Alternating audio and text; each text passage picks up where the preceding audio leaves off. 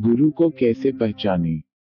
यदि गुरु के भौतिक स्वरूप के संबंध में आपकी कोई पूर्व कल्पित धारणा है तो अच्छा यह होगा कि आप तत्काल उसका त्याग कर दें। दैहिक रूप के आधार पर व्यक्ति अपने पति, प्रेमी या मित्र का चयन कर सकता है, किंतु गुरु के साथ तो उसे आध्यात्मिक तरंगों के आधार पर ही संचार स्थापित करना होगा, उनके बाह्य रूप के आधार पर नहीं। गुरु के साथ हमारा संबंध दैहिक या भौतिक अंतःक्रियाओं पर आधारित नहीं है। ऐसा कोई भी विचार सर्वथा त्याज्य है। गुरु का कार्य हमारी इंद्रियों को उत्तेजित करना या वासनाओं को तुष्ट करना नहीं है। ये कार्य तो सांसारिक अंतःक्रियाओं द्वारा होते हैं। शिष्य से गुरु का संबंध आध्यात्मिक, मानसिक एवं सूक्ष्म स्तरों पर आधारित है। अतः व्यक्ति को आत्मिक दृष्टि से ही निर्णय करना चाहिए, शारीरिक स्वरूप देखकर नहीं। गुरु का बाह्य व्यक्तित्व आकर्षक हो सकता है और नहीं भी हो सकता है, किंतु यह बात बिल्कुल महत्वहीन है। संसार में आकर्षक लोगों की कमी नहीं है, परंतु उनमें से ऐसे कितने हैं जिन्होंने शांति प्राप्त की है तथा अपनी आत्मा को प्रकाशित किया है। आध्यात्मिक मार्ग पर आपकी सहायता करने वाले गुरु की चेतना निश्चित रूप से विकसित होनी चाहिए। यदि गुरु की सजगता आपकी सजगता के समान ही सीमित है तो वे भी आपकी तरह ही कठिनाइयों, इच्छाओं, वासनाओं, लोभ और भ्रम को अभिव्यक्त करेंगे। उनका उद्देश्य दूषित होगा और उनकी सलाह विश्वस्त। अतः आपको गुरु रूप में किन्हीं ऐसे व्यक्ति को स्वीकार करना है जिनकी चेतना आपकी चेतना से उच्चतर हो। गुरु की चेतना के स्तर का निर्णय आप कैसे कर सकते हैं? यह बिल्कुल सरल समस्या है। विकसित चेतना युक्त गुरु की वाणी और व्यवहार में विरोधाभास नहीं होता है। उनके विचार, वाणी और कर्मों में समरूपता होती है। उनका जीवन पाखंड और कपट से मुक्त होता है। यदि वे इस मानदंड पर खरे नहीं उतरते हैं तो अच्छा होगा कि आप उनसे अपने को अलग कर लें। महान लोगों की वाणी और व्यवहार में समरूपता होनी ही चाहिए। ऐसे गुरु के प्रति आपके मन में आदर का भाव नहीं हो सकता जो अपने तथा दूसरों के लिए भिन्न भिन्न प्रकार के नियमों को मानते हैं। ऐसे गुरु का व्यक्तित्व कदापि दृढ़ नहीं हो सकता जिनका दर्शन सुविधावादी और जीवन दोहरा हो तथा जिनका सार्वजनिक स्वरूप कुछ और एवं पर्दे के पीछे का स्वरूप कुछ और हो। यदि उनकी चेतना जागृत एवं सत्य में स्थित होगी तो वह उनके व्यक्तित्व में भी गहराई से परिलक्षित होगी। उनमें अनिश्चित व्यवहार तथा चंचलता का पूर्ण अभाव होगा तथा निरंतर स्थायित्व की स्थिति बनी रहेगी। ऐसे गुरु की ओर लोग स्वतः खींच जाते हैं। आप उनके व्यक्तित्व से पूर्ण रूपेण आकर्षित हो जाएंगे, सम्मोहित नहीं। आपको प्रेमोन्माद में अंधाकर या मूर्ख बनाकर सम्मोहित किया जाता है। उन्माद का प्रभाव हटते ही सम्मोहन समाप्त हो जाता है, किंतु सकारात्मक आकर्षण का प्रभाव गहरा और स्थायी होता है। जिस प्रकार मधु में निहित माधुर्य मधुमक्खियों को अपनी ओर खींचता है, उसी प्रकार गुरु का चुंबकीय व्यक्तित्व भी लोगों को निश्चित रूप से आकर्षित करता है। ऐसे व्यक्ति की उपस्थिति में साधक के पास आत्मसमर्पण के अतिरिक्त कोई विकल्प नहीं रहता। हम ज्यों ही ऐसे व्यक्ति के निकट जाते हैं, एक गहरा स्वाभाविक संबंध स्थापित हो जाता है। यह प्रथम दृष्टि में प्रेम जैसी बात है।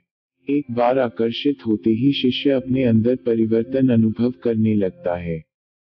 यदि आपने किसी व्यक्ति की उपस्थिति में ऐसा अनुभव किया है तो समझ लीजिए कि वे ही आपके गुरु हैं।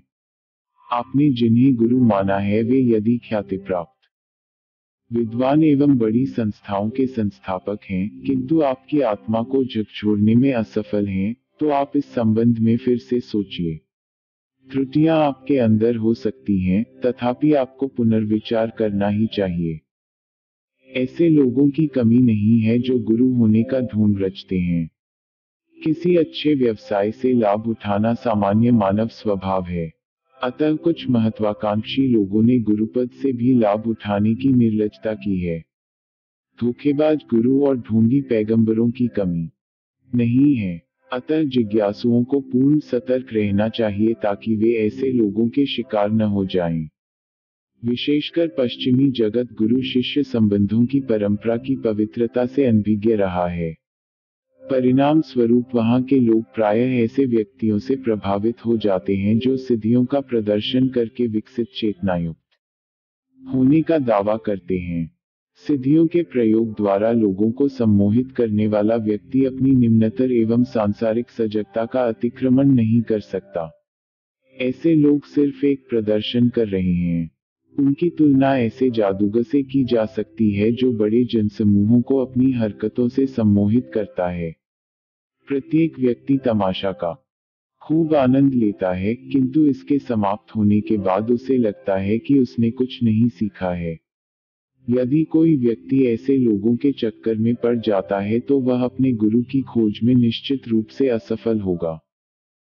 अनेक साधक गुरु का चयन उनके व्यवहार एवं व्यक्तित्व के आधार पर करते हैं। यदि वे सुंदर और मृदुभाषी हैं तो लोग उनकी ओर आकर्षित होते हैं, किंतु यदि उनका व्यवहार रूखा, कठोर, अपमानजनक तथा भर्त्सनायुक्त होता है तो वे उन्हें अस्वीकार कर देते हैं। आपको याद रखना चाहिए कि आप अपनी सीमाओं से ऊपर उठने के लिए गुरु की खोज कर रहे हैं। वे आपसे भद्रता या दयालुता पूर्वक बोलें या आपकी डांट फटकार एवं भर्त्सना करें, इन सब के पीछे उनका यही उद्देश्य रहता है। अतः आप गुरु के बारे में निर्णय उनके व्यवहार को देखकर नहीं बल्कि उनके उद्देश्य की शुद्धता को समझकर करें। यदि उनका प्रयोजन पवित्र है तो हमें शिक्षा देने के लिए वे किसी भी विधि का प्रयोग कर सकते हैं और हमें उस पर आपत्ति नहीं होनी चाहिए। जो गुरु अपने शिष्य के प्रति केवल मधुर शब्दों का प्रयोग करते हैं तथा कभी उसकी भर्त्सना नहीं करते, वे सिर्फ उसे संतुष्ट कर सुला देते हैं, निष्क्रिय बना देते हैं और इस प्रकार उसके अहंकार को सुदृढ़ करते हैं। एक बात हमेशा याद रखनी चाहिए, आपके गुरु आपकी उपलब्धि तथा विकास के स्तर के अनुकूल ही होंगे। गुरु के संबंध में मूल्यांकन करने तथा निर्णय लेने में व्यक्ति की अपनी योग्यता एवं व्यक्तित्व की भूमिका बहुत महत्वपूर्ण होती। एक लगनशील शिष्य को निष्कपट और सही गुरु अवश्य मिल जाएंगे। यदि उसे मानसिक शक्ति की इच्छा होगी तो वह सिद्धियों का प्रदर्शन करने वाले गुरुओं के पीछे दौड़ेगा। संपन्नता चाहने वाला शिष्य संपन्न गुरुओं के पास जाएगा। ज्ञानोदय की कामना करने वाले शिष्य को ज्ञान में गुरु मिलेंगे, इस बात में तनिक भी संदेह नहीं है। इसलिए एक शिष्य को गुरु को जानने की कोशिश करने की अपेक्षा अपने आप को समझने का प्रयास करना चाहिए। अतः यदि कोई श्रेष्ठ गुरु प्राप्त करना चाहता है तो उसे उत्तम साधक बनना ही पड़ेगा।